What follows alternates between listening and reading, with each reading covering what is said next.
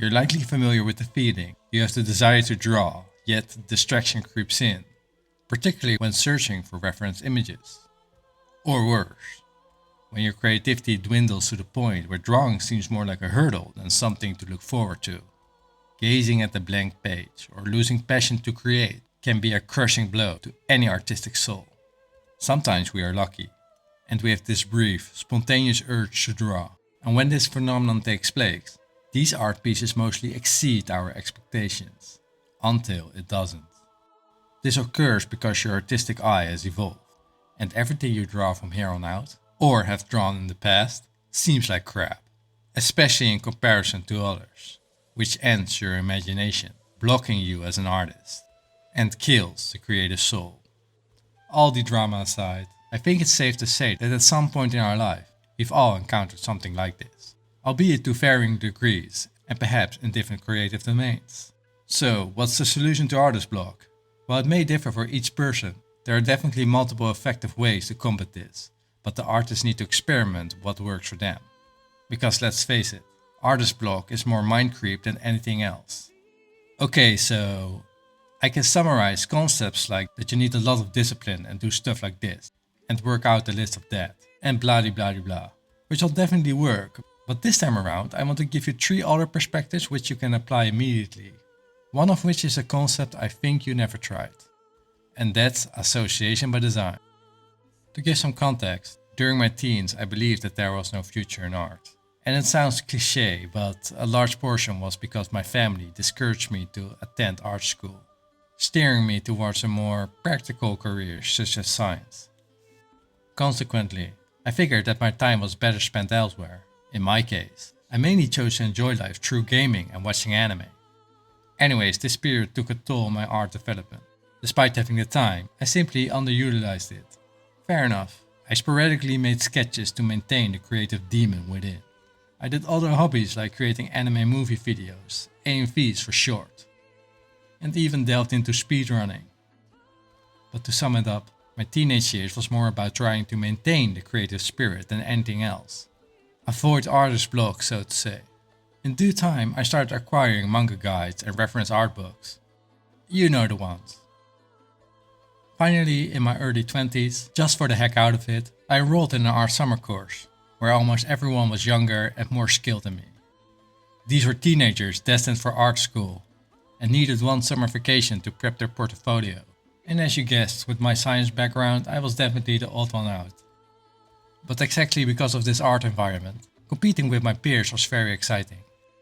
Thus, I began to accumulate more art technique books, focusing particularly on realism and minimizing my interest in manga. Because, hey, it's like they say, right? Manga is not art. Of course, I 100% disagree to this statement, but I knew focusing on realism would help me improve nonetheless. Despite regaining my motivation, I still lacked a sense of purpose. What was it all for? Just a hobby, or was it more? I had no clue, so I channeled my energy back into my career, only crafting promotion art for scientific projects whenever an opportunity arose. Was this my artistic outlet? Heck no. Again, it was a way to feed my creative hunger, and it was during this period I noticed that the longer I lingered in non-creative environments, the less creative I felt, actually concerned of losing it all. To combat this, occasionally I had engaged in brief art courses to rejuvenate my inspiration, even sold art through charity work. But these sparks were just that, short-lived creative outlets. And what you can probably recognize is that it's also a time issue. Doing a master's on top of my full-time job took a toll on my creativity.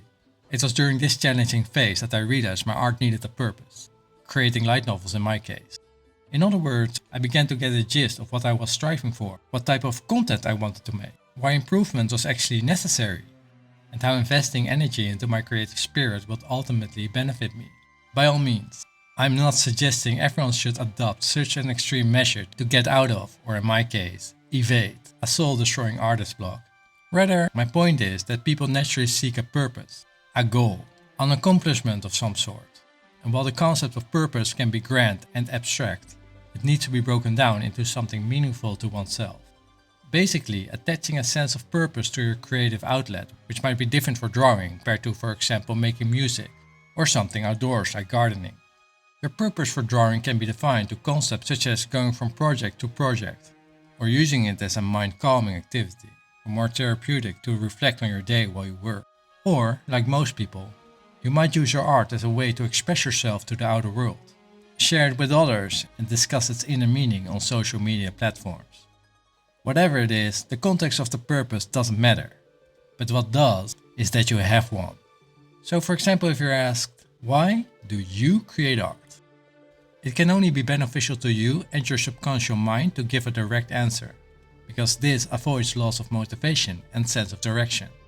A ship without a captain would likely not reach its destination. Again, we all need a purpose to be truly fulfilled. Furthermore, to push against artist block, I can't recommend enough that immersing yourself in a creative environment is the way to go. Engage with creative individuals, consume their work, participate in conversations, go to art museums, invest in art books and guides or go to art courses, all of which on itself stimulate and fuels activity. Accountability goes up if you spend your hard-earned money on an activity or a product, because this weighs way more than if you get the same information for free. Yup, that includes this and many other YouTube art videos. That said, in my personal opinion, deconstructing professional artists and works help inspiration the most.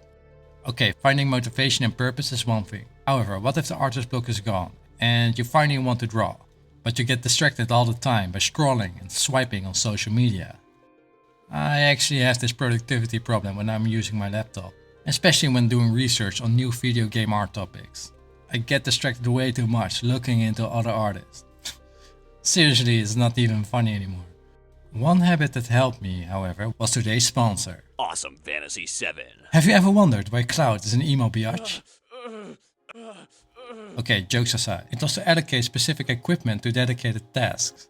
For example, I designated a tablet exclusively for writing novels, and one for drawing art. Indeed, not to surf the interwebs or watch art vids like these. This principle relies on fundamentals of association by design. This notion is supported by studies, like Pavlov's biological conditioning, an animal food experiment where he observed that the saliva levels of dogs increased when they heard a bell that was associated with food. Another example is using a dedicated lamp for studying. It's only on when you do the work. A self-fulfilling prophecy, so to say. By aligning your mind with specific tasks, much like using a kitchen knife exclusively for cutting food, you condition yourself to be more efficient and focused.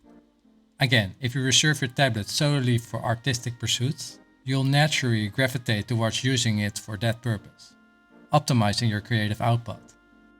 Conversely, if it's used for unproductive activities, its purpose transforms accordingly. Makes sense, right? For instance, in my experience, doing research on the internet is pretty challenging sometimes, because I'm way too curious and distracted by good art and cool topics. If I will be wealthy and have the space, I will design a personal office, surrounded with art books, with a dedicated work laptop for just creating content alone. To sum this whole video up in one sentence, conquering artist block and distractions involves finding a purpose and cultivating a creative environment that contains designated tools that serve your craft only.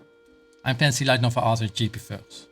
And one thing I realized is that I love sharing big creative projects with other people. Be it through light novels, game art videos, charity, manga tips, or even a freaking speedrun for that matter.